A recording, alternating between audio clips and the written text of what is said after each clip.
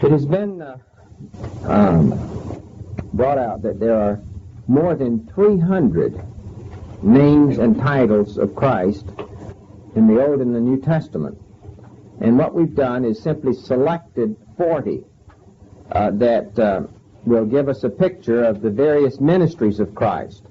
We picked 10 that would have primarily to do with his past ministry. We could have picked 10 others, but these are 10 representative ones. Then we have 10 that have to do with his present ministry, 10 that have to do with his future ministry, and 10 that primarily show forth his eternal nature. Now, we covered the 10 that have to do with his past ministry already in our previous studies, and we've done some of the others, but we're on this group now that speak of his present ministry, and we'll probably, in most instances, be tying a couple together. For instance, tonight we're going to be considering Jesus Christ, the bread of life, and then under the present ministry, the fifth one down, Jesus Christ, the captain of our salvation. And to see how Christ is the bread of life, let's go to the 6th chapter of the Gospel of John, because he makes the statement there, I am the bread of life. Notice in John chapter 6, verse 35, and Jesus said unto them, I am the bread of life. He that cometh to me shall never hunger, and he that believes on me shall never thirst. Now this is the first of the 7 I ams in the Gospel of John. Christ described himself in 7 different analogies in the book here that show various aspects of his ministry. In chapter 6, he says, I am the bread of life, and he calls himself the true bread, the bread of God, and also the living bread. Then in chapters 8 and 9 of John, he's described as the light of the world. I am the light of the world, he says. In chapter 10, he says, I am the door of the sheep, the door by which you enter in. And then again in that 10th chapter, he says, I am the good shepherd. In chapter 11, he says, I am the resurrection and the life. In chapter 14, I am the way, the truth, and the life. And then in chapter 15, I am the true vine. And so he describes himself in these 7 different ways, this particular one being the first.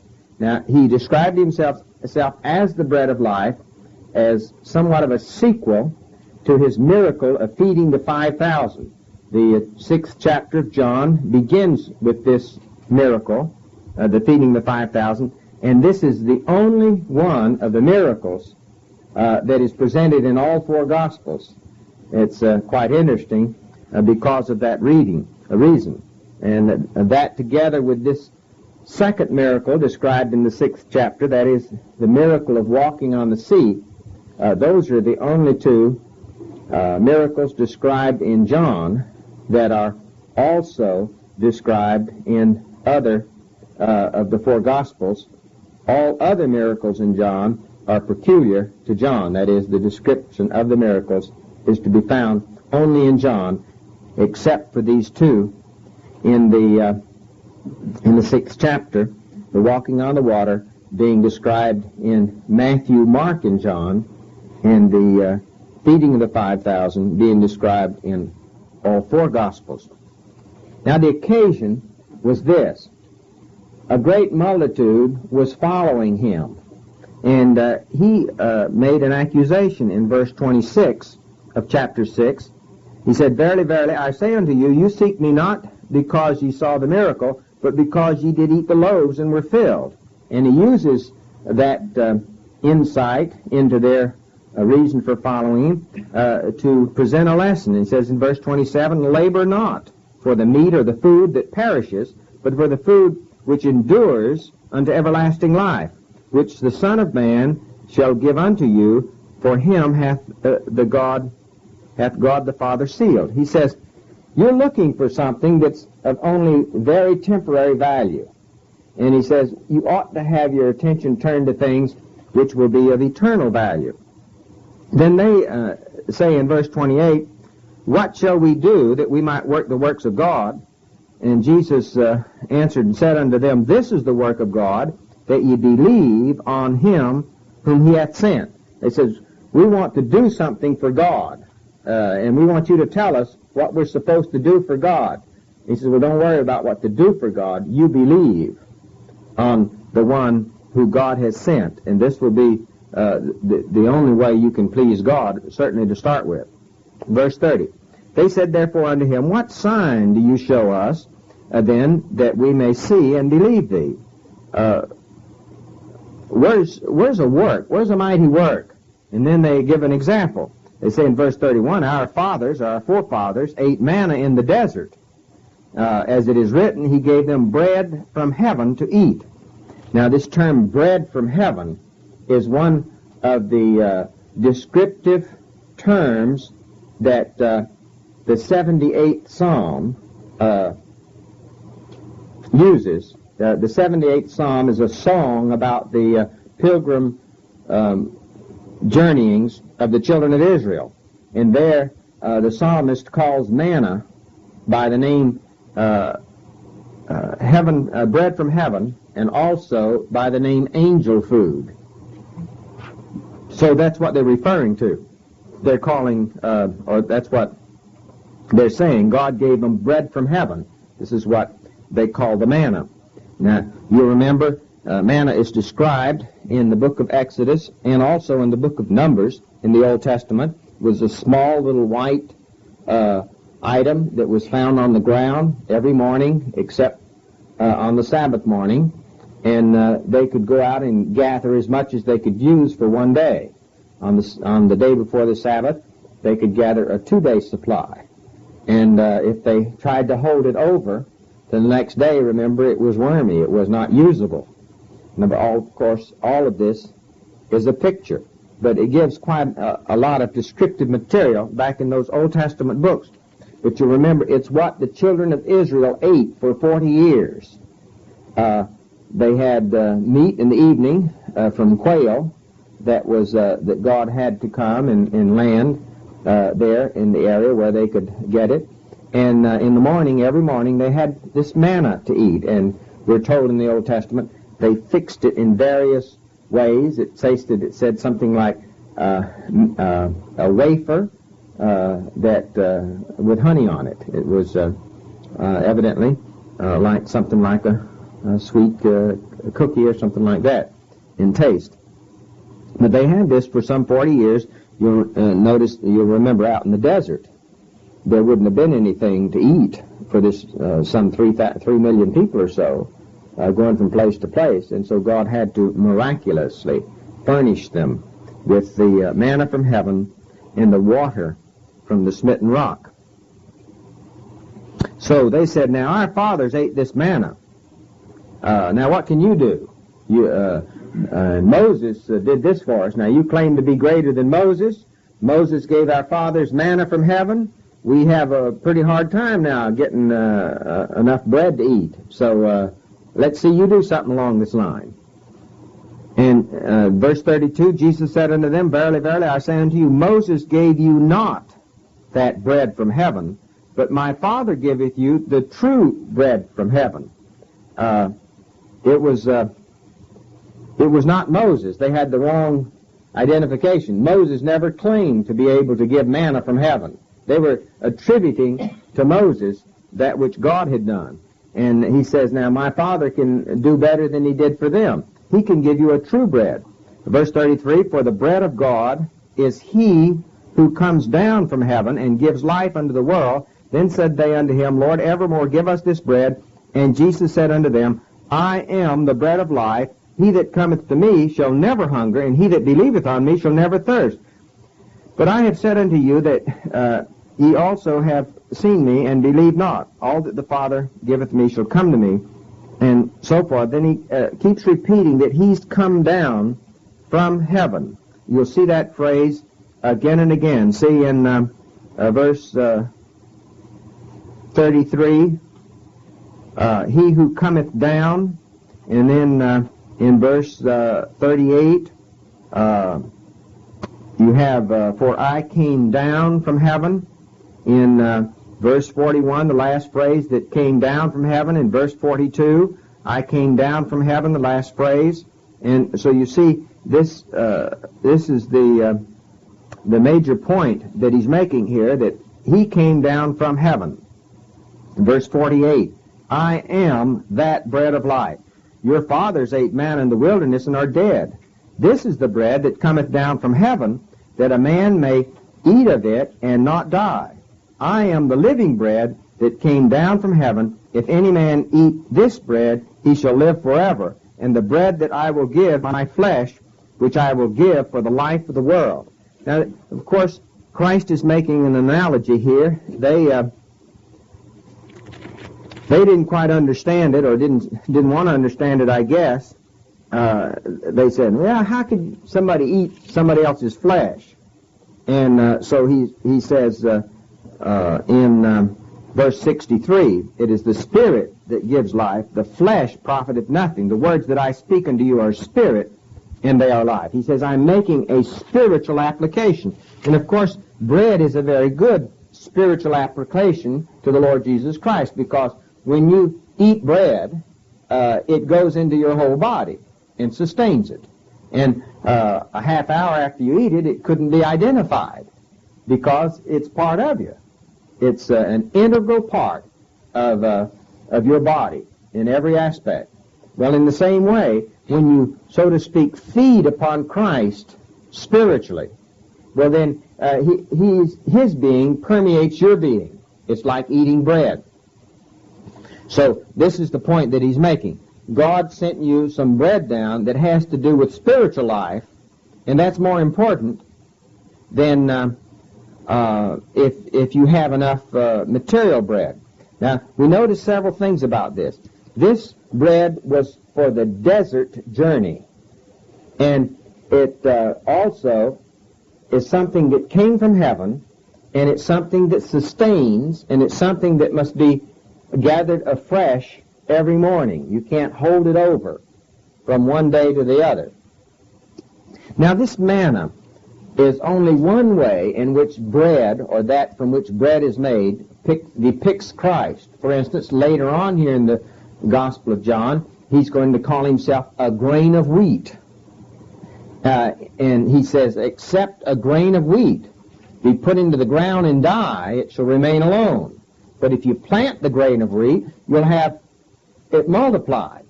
So he's the grain of wheat, and then in his resurrection, he's the sheaf of wheat, and that brings us into the picture. Then, as we see other ways in which he's depicted, of course, when he brought about the observation of the Lord's Supper, bread was one of the items he used.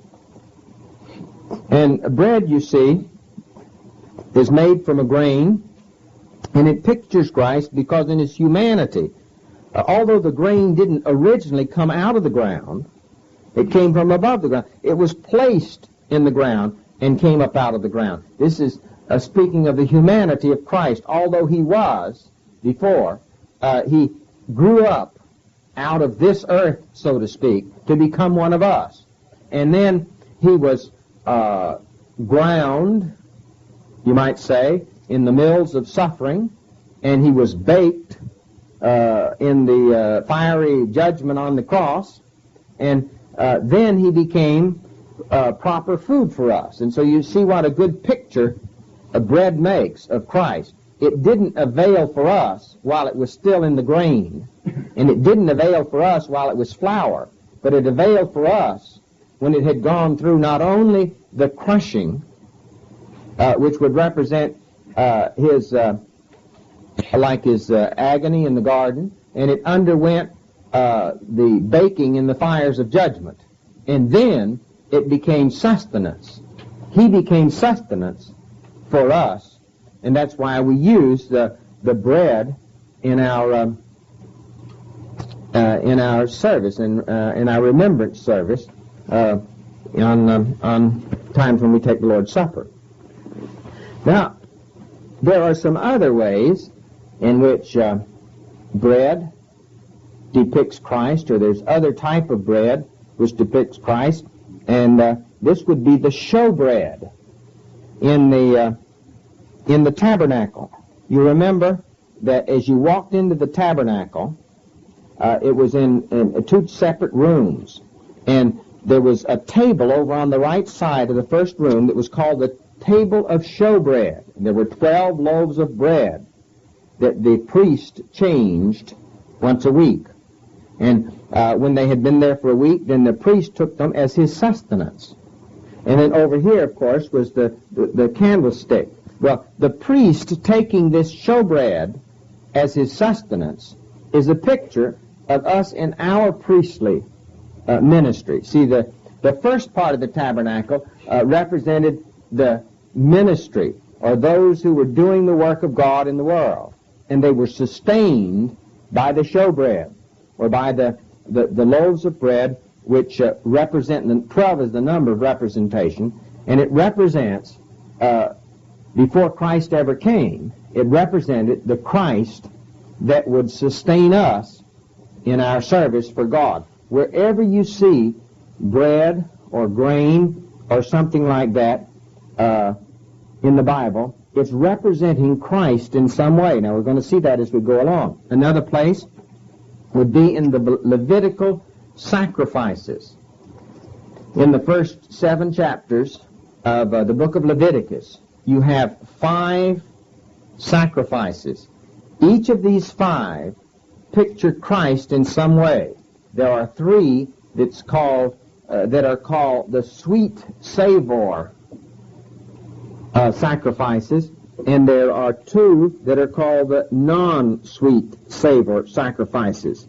Now, this all sounds very complicated until you realize that each one of these represent Christ in some aspect.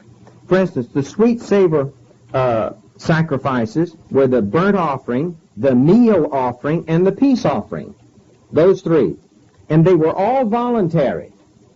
Nobody forced you to make those. The law did not force you to make those sacrifices. You made them of your own free will, just as you wanted to give thanks to God. And the burnt offering, for instance, represented Christ as he was offered up, a sacrifice well-pleasing unto the Father, which was, of course, our atonement. And the meal offering represents the perfect life of Christ, the evenness of his walk. And as you see the descriptive material given on these sacrifices, you can see Christ portrayed there. Then, of course, you have the peace offering, which also represents Christ, who is our peace. It's said that the sweet savor offerings describe the merits of Christ. That is what the offering of Christ means to God. And the non-sweet savor offerings, which were the sin offering and the trespass offerings, represents the demerits of the sinner and what the offering of Christ means to us. And they were compulsory offerings. If you were to approach God or have to do with God, you must offer the sin offering and the trespass offering. The sin offering representing our nature, our sinful nature, and the trespasses offering representing the fact that we have violated God's laws. So all of these are very indicative. Now, I've just given you a very short overview of these sacrifices, which are described in the first 7 chapters of Leviticus. When I was reading the Bible through, I think about the second time around, after I'd been saved maybe 2 or 3 years, I mentioned that Leviticus was very, very difficult for me to understand. I mentioned this to someone who I knew had loved and studied the Bible for many, many years. And he says, Don, he says, you can almost measure your spiritual understanding of Christ and just what He is by the extent which you'll be in that book of Leviticus from now for the rest of your Christian life. And the more you get to know Christ, the more you'll be in that book, because it says Christ is on every page, in every verse, but He's hidden to a greater extent in Leviticus than He's hidden in any other books. And he says that book, for a saint of God that's read the Bible through many times and who come to really appreciate the Bible, he'll spend more and more time in the book of Leviticus, because there'll be layer after layer of truth about the various aspects of just who Jesus Christ is in His relationship to us. And you'll say, I get more understanding of my Savior, what He did for me when He was here on earth, what He is willing to do in and through me today. I get more understanding through the study of the book of Leviticus than any other one place in the Bible. You see, the first several books in the Bible are progressive. That is to say, Genesis explains to us what we are, how we got that way, and what we are before God. The last phrase in Genesis is in a coffin in Egypt. And that's where we all are, spiritually. We're in a coffin in Egypt. Egypt stands for the world. And so Genesis paints us like we are and tells of our desperate need of redemption. And Exodus tells how God redeemed us and how He prepared a way to Himself. That's Exodus. The next step, after we have been redeemed and after we know the approach to God, is to have a system of approach. That is, a system of worship. When Jesus was here on earth, He told the woman at the well, He says, they that worship God must worship Him in spirit and in truth, for He seeketh such to worship Him. And Leviticus is where you find the foundation for true spiritual worship. And of course that's the reason there's so little of it around, because very few people are interested in the book of Leviticus. But anyway, you have this progression. Genesis, the need for a Savior. Exodus, God's provision. Leviticus, the approach to God. Numbers, the walk with God. And Deuteronomy, instruction by God. And then after Deuteronomy, then you're ready to step out. You see, most of us want to get involved in Joshua before we go through, so to speak, Genesis, Exodus, Leviticus, Numbers, and Deuteronomy. Because Joshua is where you possess the land, where you get involved in what God's doing in the world. And before you can do that effectively, you first got to understand where you are and how you need a Redeemer. And then you've got to understand God's program of redemption so that you'll know how you came to God, and you'll know how to lead others to Christ, you see. And then Leviticus is how to worship God, Numbers, how to walk with God, and then Deuteronomy, instruction for God. It's not just by accident that when Jesus Christ thwarted Satan, He quoted every time from the book of Deuteronomy. That's where your instruction is. That's how you do it. And then, of course, Joshua is going in and conquering the land. Unfortunately, after that, you have Judges, which is what happens to many, many Christians. That's how you stray away from God. And you have to be brought back again in Ruth. That Ruth is a new beginning. The whole 8 first chapters of the whole 8 first books of the Bible are a progression of coming to God, being involved with God, falling away, and then a new beginning. It's if you ever see those 8 books in that light, they'll mean a whole lot more to you, and you can put yourself right down in the middle of them, and the books will come alive for you. Well, all of this I simply wanted to give by way of background so that you can see that that these truths are not necessarily on the open, just out on top. They're hidden truths.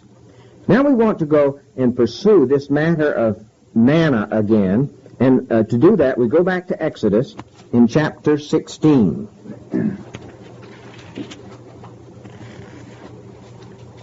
If we review Exodus up to this point, you'll remember that God had seen their plight. He'd called out Moses to take the children of Israel out of Egypt, where they were in captivity. And we have the story of how God released them from Egypt, and that progresses on through the 14th chapter. In the 15th chapter, we have the song of victory for a redeemed people. And then, beginning in chapter 15, verse 22, we find the people in the wilderness, but they began to murmur because they didn't have any water, and they didn't have any bread. See, in Exodus 15:24, and the people murmured against Moses, saying, "What shall we drink?" And then God brought them to water. And then in chapter 16, verse 2, and the whole congregation of the children of Israel murmured against Moses and Aaron in the wilderness. And this time it was because they didn't have any bread. And so in verse 4 of chapter 16, then said the Lord unto Moses, "Behold, I will rain bread from heaven for you." And then he explains how it's going to happen. In verse 12 of chapter 16, I have heard the murmurings of the children of Israel, speak unto them, saying, At evening ye shall eat flesh, and in the morning ye shall be filled with bread, and ye shall know that I am the Lord your God. And it came to pass that at evening the quails came up, and covered the camp, and in the morning the dew lay round about the host. And when the dew that lay was gone up, behold, upon the face of the wilderness there lay a small round thing, as small as the hoarfrost on the ground. And when the children of Israel saw it, they said one to another, It is manna. And that simply means, what is it? For they knew not what it was. And Moses said unto them, This is the bread which the Lord hath given to you given you to eat. And then he gives the instructions about how to gather it, and the fact that it can't be held over the next day. In verse 31, you have some more descriptive material. And the house of Israel called the name thereof manna. And it was like coriander seed, white, and the taste of it was like wafers made with honey. In verse 35, and the children of Israel did eat manna 40 years, until they came to a land inhabited. They did eat manna until they came unto the borders of the land of Canaan. So you see, manna was not to be their permanent food. As a matter of fact, God only intended that they should eat manna for about 14 months. And when they had been in the wilderness about 14 months or so, he had given them, well, at the end of about 13 months, he had given them the system of worship. He had given them all their laws to abide by, and he says, now you've circled this mountain long enough, go in and possess the land. And then for about 10 months, they had all kind of impediments. Well, they had the wrong people trying to usurp authority, and they had the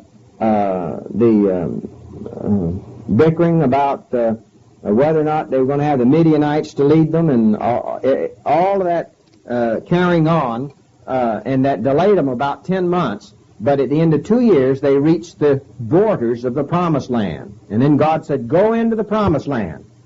And as soon as they entered into the Promised Land, they were to eat from the produce of the land, and the manna was to stop. But they decided that it was too much of a task. They trusted that God had showed them that he could defeat the greatest army in the world, the 600 chariots of Pharaoh, and take the wheels off the chariots. But these walled cities in the land frightened them so until they said, well, we won't go in. We're going to go back in the desert and eat manna. Now, that was all right, and so we'll just continue there. And so they wandered for 38 more years in the desert. Well, now, I don't care how good something is. After you've eaten it for a couple of years, it's not as good as it used to be. And something happened. And we take on the story now. If you want to skip all the way over to Numbers chapter 11, you'll find the story about 2 years later, after they started eating the manna.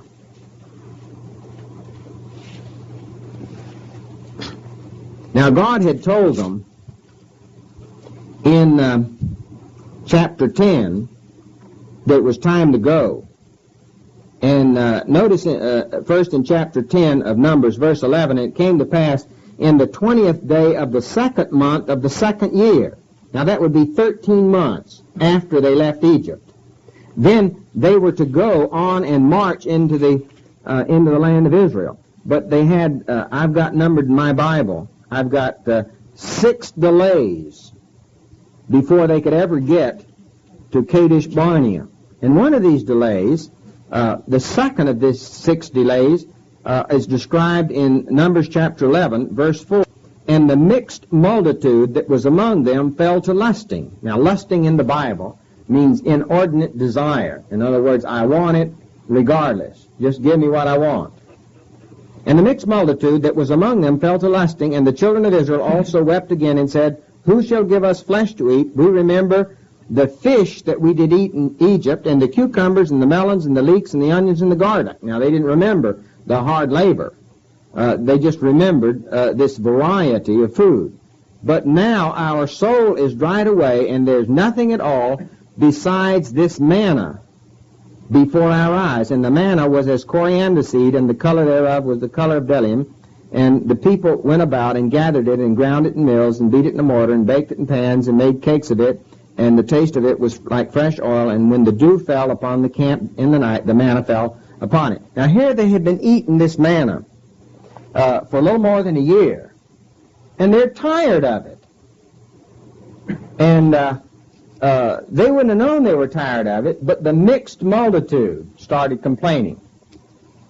Now this mixed multitude is mentioned several times in the Bible. And it was this. It was people out of Egypt that saw that the power of God was with the Israelites. And so they wanted to go with them. And they had some claim to Israelite. Either they had, it was through intermarriage, or they were a servant, or they were a friend or something. And anyway, they recognized that the power of God was with the Israelites. And they weren't Israelites, but they went with them. And this is representative of the people that get into our churches that aren't real Christians. They don't like bread from heaven. See, you're eating manna. If you get this, you're eating manna when you're glorying in what Jesus Christ, who came down, did for you in this desert, spiritually desert world. You're eating manna when you're talking with fellow Christians about the glories of your salvation and the glories of what Jesus did for you. Now, if you want to know in your own church who is a member of the mixed multitude and who's a Christian, you start talking about how Jesus saved your soul and how you appreciate what he did for you. You talk about the Lord and talk about the Bible, and if they're a true Israelite, so to speak, they'll join in your conversation because they like manna as well as you. But the mixed multitude hates manna, and they'll always change the subject. They'll start talking about anything in the world but the Lord Jesus Christ. They're just not interested in talking about that subject. And that's how you can tell whether the people in your church are really Israelites, so to speak, or really God's people. Do they like manna? What is manna? Manna is meditating and glorying in what Jesus did for you on earth when he came. And it's supposed to be sweet to your taste, like honey on a wafer. And it's supposed to be satisfying. And you're supposed to be able to gather it new every morning. Now, there's one thing about manna. It was never intended for an exclusive, steady diet. Now, you take a person that gets truly converted, for a while, all they want to talk about is the Lord Jesus Christ and how they got saved. But that won't sustain them if the Lord chooses to leave them on this earth for some time. They need something else. Because if they don't get something else besides manna, here's what's going to happen to them. They're going to start spending more and more time with the mixed multitude. And the mixed multitude wants anything but manna. Now, if you notice, this food from Egypt all grows on the surface or under the surface. And this is not by accident. See, it's fish, cucumbers, melons, leeks, onions, and garlic. Now, that doesn't mean that those foods are improper foods for us to eat. It simply is representative of, it's simply saying that this mixed multitude wanted earthly things. They fell to lusting for earthly things. Now, if you want the counter distinction, if you want a list of what was in the Promised Land, where the children of Israel's going, hold your place here a moment and look over in the next book, in the book of Deuteronomy, chapter 8. And the distinction is unmistakable. See, in chapter 8 of Deuteronomy, verse 7, "For the Lord thy God bringeth thee into a good land, a land of brooks of waters, of fountains, and depths that spring out of the valley." Now watch it. "A land of wheat, barley, vines, fig trees, pomegranates, olive oil, and honey." Everything there grows above the surface. Every one of them. Now that couldn't possibly be just coincidence. With every food mentioned in Egypt as being on the surface or under the surface, and every food that's mentioned in the Promised Land being towards heaven from the surface. You get the point? Well, you see, God's people want one kind of a food, and the mixed multitude want another kind. Now, if you think they were tired of this manna, the mixed multitude was tired of this manna at the end of a year, what do you think they were saying about it at the end of the 40 years? Well, God didn't leave us to guess on those things, because he let us in on the secret. Look in Numbers chapter 21, and you've just graduated to 38 years later. The setting in chapter 21 is 38 years after the setting in chapter 11. Numbers chapter 21, verse 5. "And the people spoke against God and against Moses, Wherefore have ye brought us up out of Egypt to die in the wilderness? For there is no bread, neither is there any water, and our soul loathes this light bread." Now God calls it the bread of heaven and calls it angel food, but they say, "We hate this stuff." And then the Lord sent the fiery serpents and so forth. And they complained bitterly that they were tired of this diet. Well, God never intended for them to eat that particular diet for all of those years. How do we know that? Because it was his intention that after just a few months of learning about him, that first year, they were so busy learning the laws and all the procedures and building that tabernacle. Remember, during that year, Moses had gone twice for 40 days up into Mount Sinai. He had given them the laws. They had agreed to live by the laws. And then he had brought this detailed description of the tabernacle, which is their worship place. And they had all been involved in bringing free will offerings of the loot that they got out of Egypt. And they spent all the time building this tabernacle. And so they were very busy during that year's time. And they didn't have time to complain at all. And so God says, now it's time to go in and possess the land. But for 38 years, there was nothing for them to do. They'd already learned all that God had for them. And they were supposed to have been in that promised land. And they were supposed to have been eating the milk and the honey and the grapes and the olives and all of that. The heavenly food. And then they wouldn't have had their minds on the leeks and the onions and the garlic and the cucumbers and so forth, because they would have been busy doing what God wanted them to do. But since they're not there, well then they're tired of what they've got. Okay, that generation died in the wilderness, but Joshua led the next generation into the promised land. And let's see what happened with them. in Joshua chapter 5.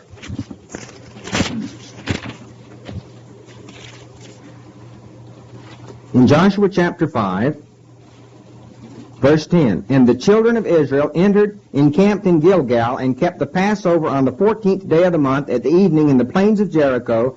And they did eat the old corn of the land on the morrow after the Passover, unleavened cakes, and parched corn in the selfsame day. And the manna ceased on the morrow, and they, after they had eaten of the old corn of the land, neither had the children of Israel manna any more, but they did eat the fruit of the land of Canaan that year."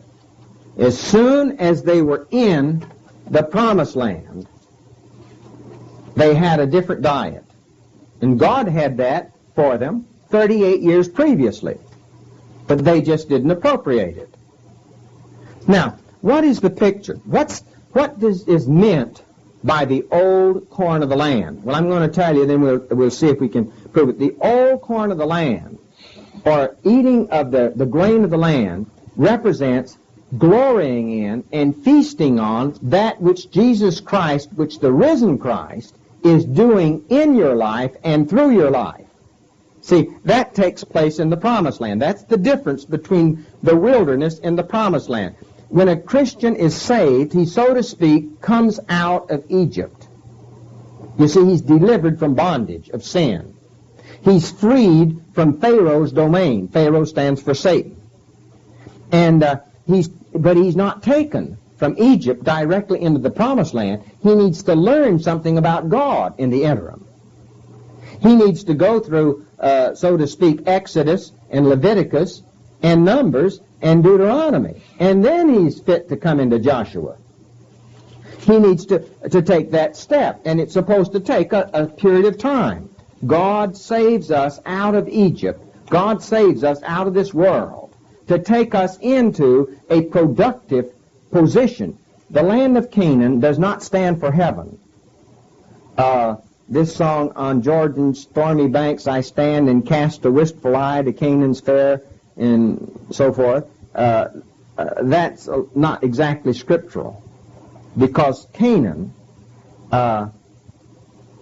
stands for the abundant Christian life. It stands for being right where God wants you in this life, instructed in His Word, knowing how to worship Him in spirit and in truth, and channeling yourself into what He's doing in this world. And then you see, your main sustenance is not manna, which is glorying in being saved out of Egypt, but your main sustenance is the old corn of the land. That is, getting your spiritual food or sustenance, realizing that Jesus Christ is doing something in you and through you.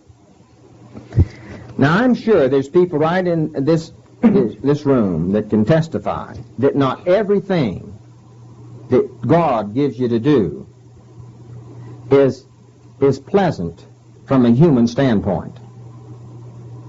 But when you learn that it's the task that He gives you, then you have peace in your soul, whether it's normally what we would like to do or not. And this gives you a sense of well-being and closeness to the Lord and appreciation that He would use such a lowly vessel. And the problem is our churches get so highly organized, that they got to have people to run the machinery.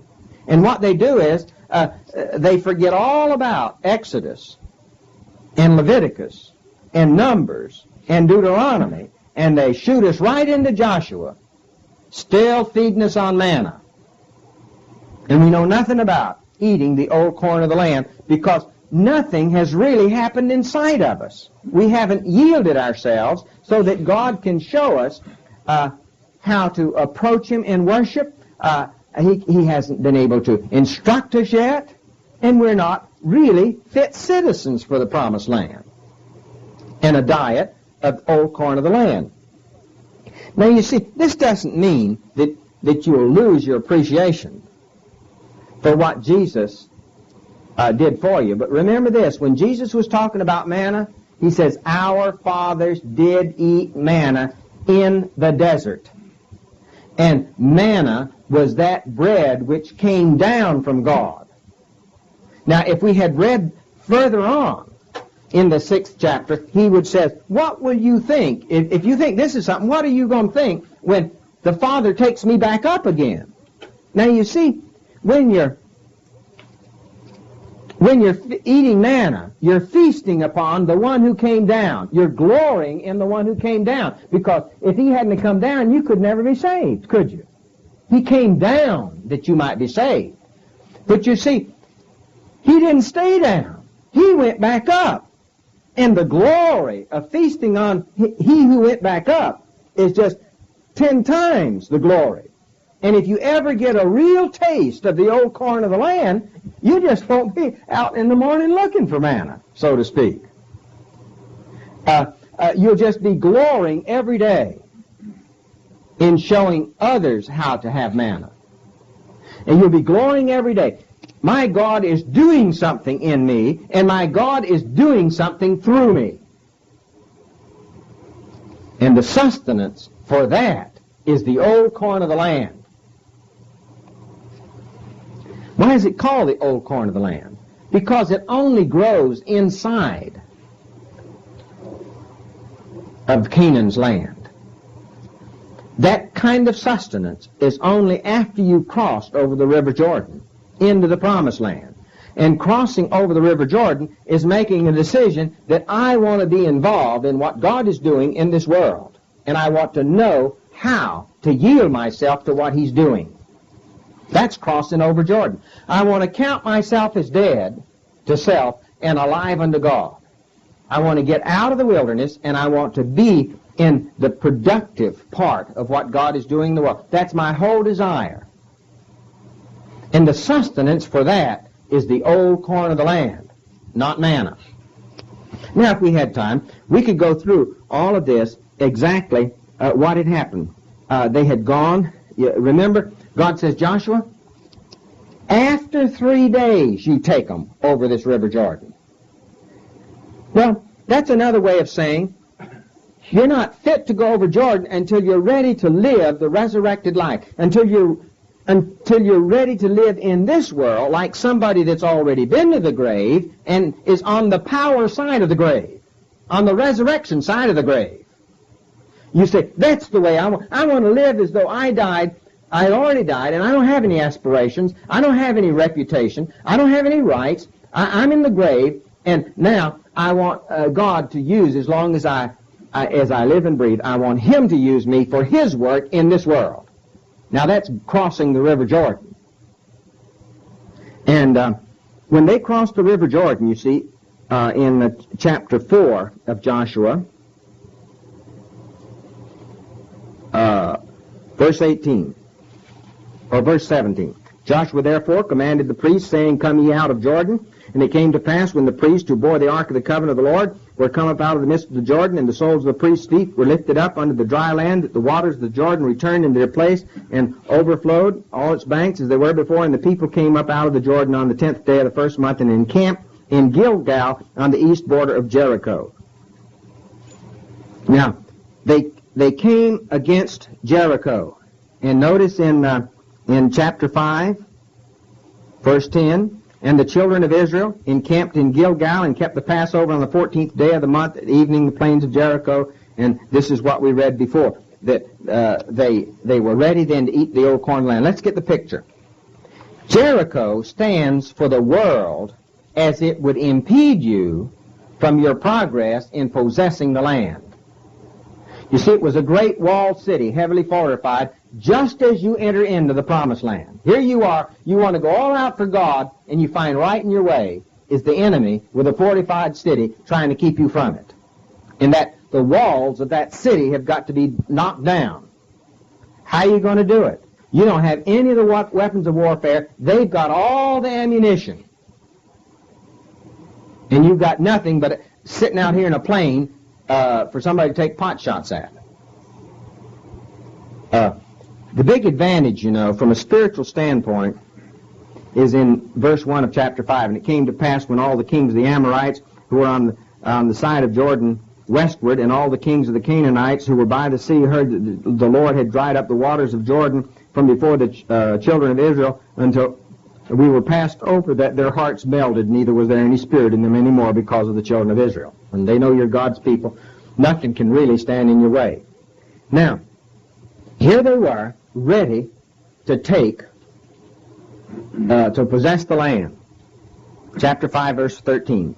And it came to pass, when Joshua was by Jericho, that he lifted up his eyes and looked, and behold, there stood a man over against him with his sword drawn in his hand. And Joshua went unto him and said unto him, Art thou for us, or for our adversaries? And he said, Nay, but as captain of the host of the Lord I am come. And Joshua fell on his face to the earth, and did worship, and said unto him, What saith my Lord unto his servant? And the captain of the Lord's host said unto Joshua, Loose thy shoe from off thy foot, for the place whereon thou standest is holy. And Joshua did so.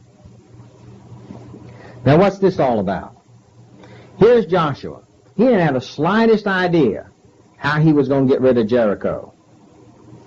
God had a plan, but God's plan was so foolish in the eyes of man that Joshua would have never done it by himself.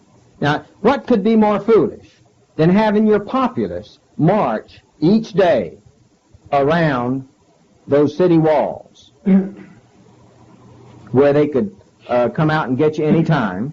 That was, from a tactical standpoint, that was about the most stupid thing that anybody could do. And yet, there's a reason God had it done that way. But you see, Joshua would not have known to do that. And so, the pre-incarnate Christ, what you have here is the captain of the Lord's host. That's the pre-incarnate Christ. That's what we call a Christophany. That was an appearance before Joshua of Jesus Christ, previous to his having come to this earth and received a body from the Virgin Mary. And that's fairly often you see Christophanies. Jesus Christ running his show on earth in this manner. Now notice the picture. Here's Joshua figuring out, how in the world am I going to take Jericho? And all of a sudden somebody approaches with his sword drawn. And Joshua says, hey, are you on my side or are you on the enemy side? And he says, neither one. I'm the whole show here. I'm not on your side. I'm not here to help you. I'm here to do the job. You see, over and over again in this book of Joshua, I'll show you one time, then you can maybe give you some other scriptures. But look at, for instance,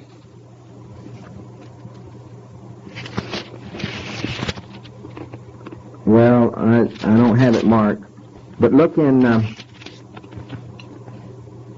chapter 10. In chapter 10 of Joshua, a moment.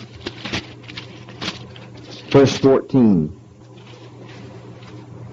And there was no day like that before it or after it that the Lord hearkened unto the voice of a man, for the Lord fought for Israel.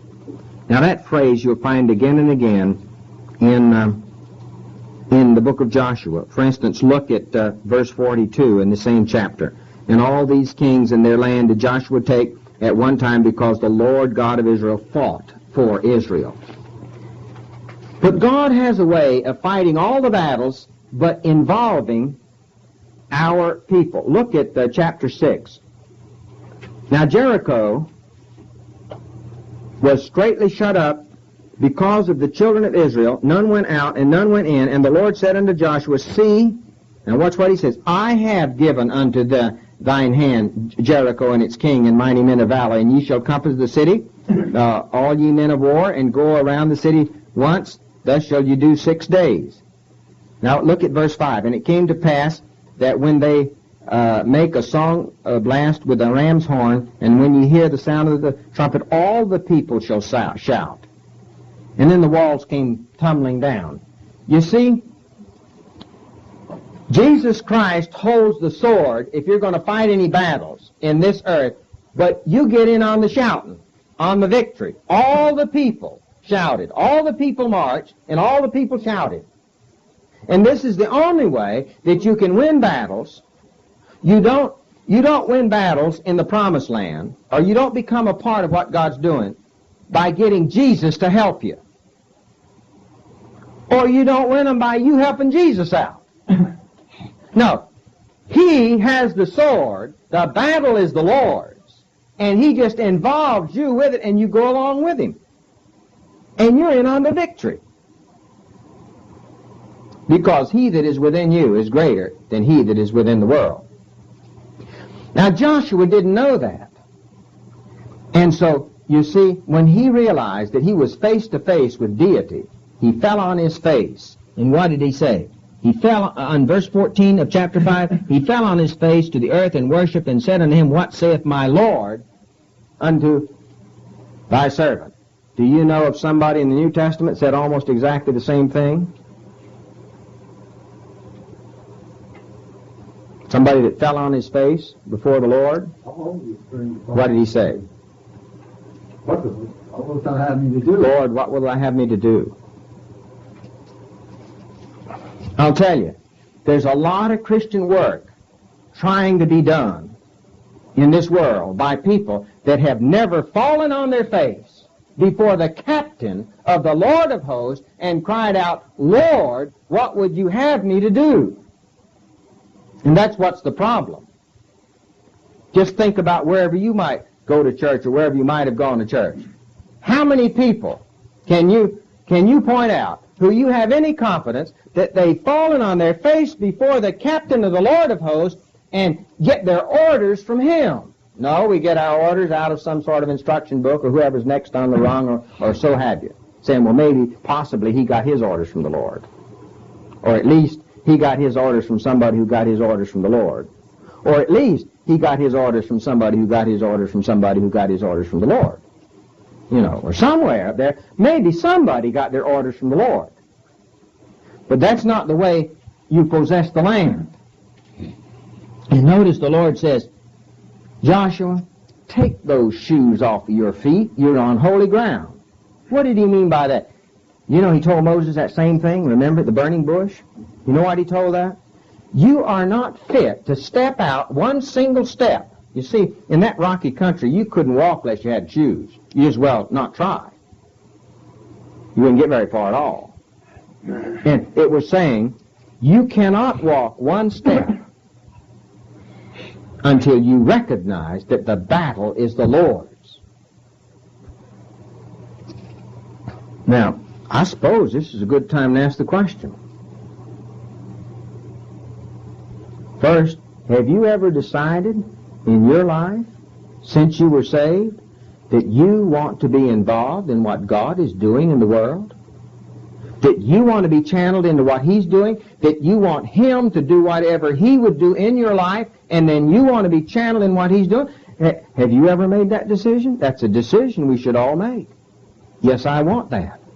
Okay, if you want that, have you ever actually fall? Listen, if you can't quite get the picture, do it actually. Fall right down on your face and cry out to God.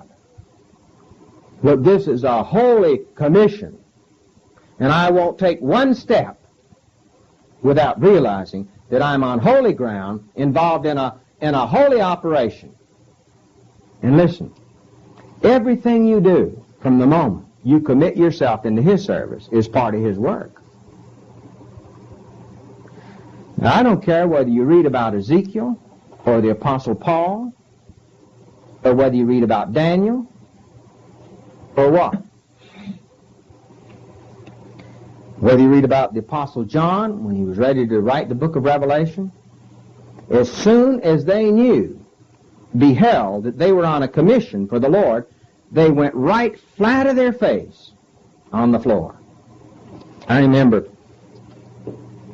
soon after I was saved, the Christian Businessmen's Committee in Lakeland had a layman's crusade, and they had a fella come in to be a part of it from Mobile, Alabama, named Fred Rohn. He was an automobile dealer in Mobile. And so they started every day during this crusade with an early morning prayer breakfast. And we'd come there and pray.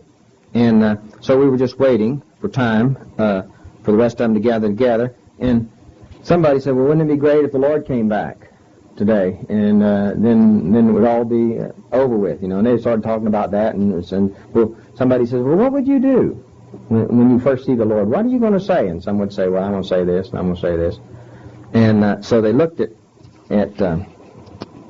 about that time, Fred came walking in the door. Now, this was in a hotel, in a meeting room in a hotel where they were going to serve us breakfast a little later after we had the prayer time.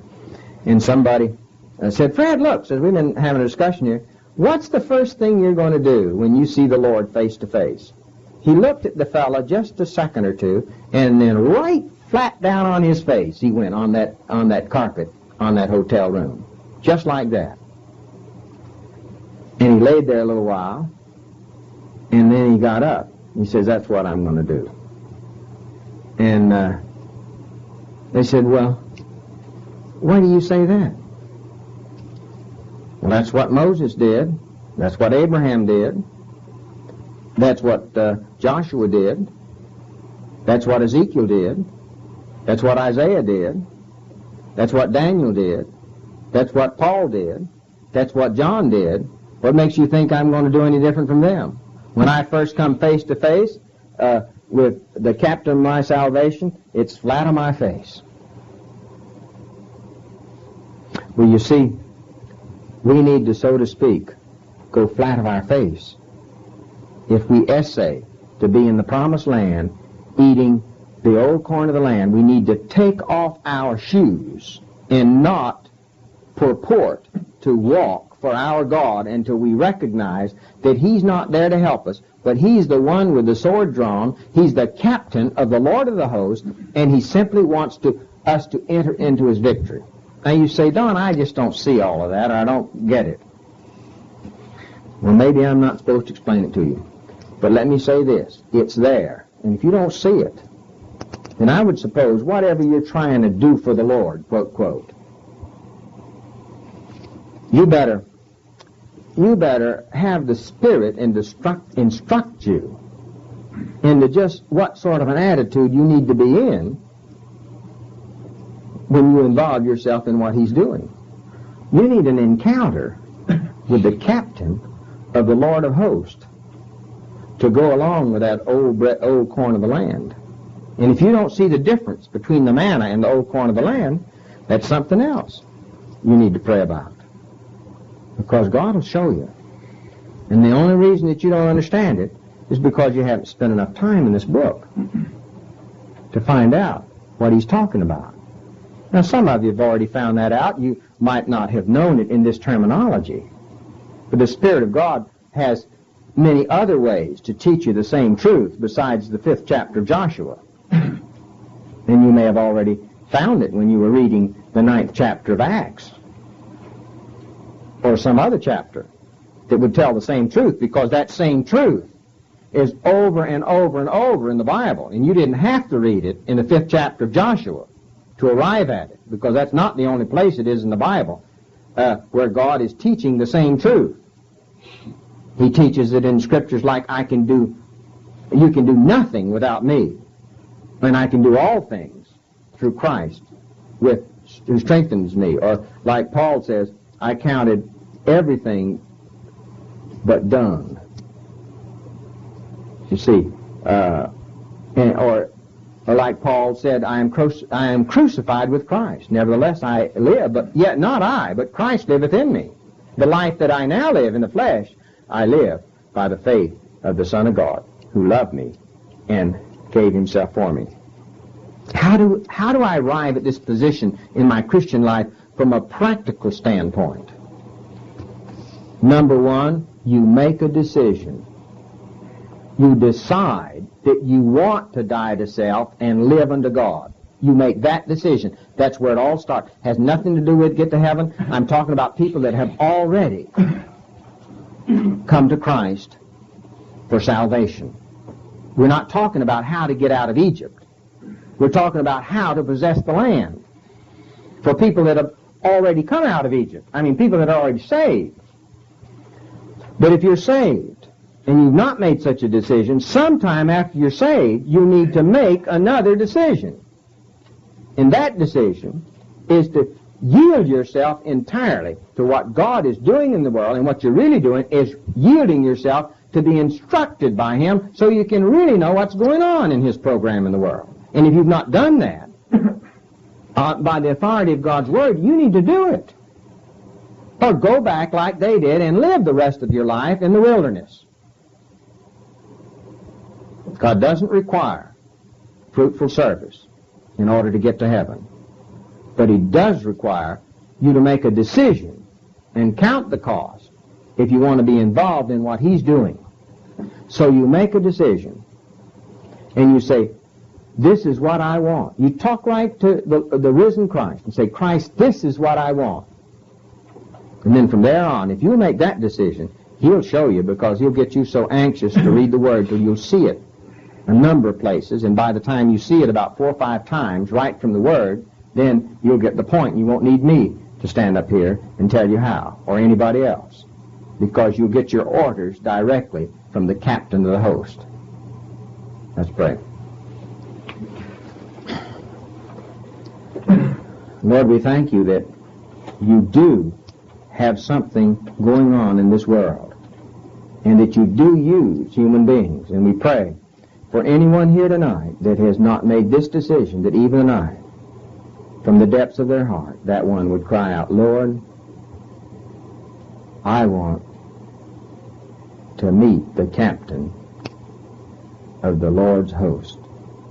I want to fall on my face before my captain. I want to put off my shoes and stop trying to walk until I know how to walk. I want to be a part of what God is doing in this world, and I yield myself to His instruction. In Jesus' name, amen.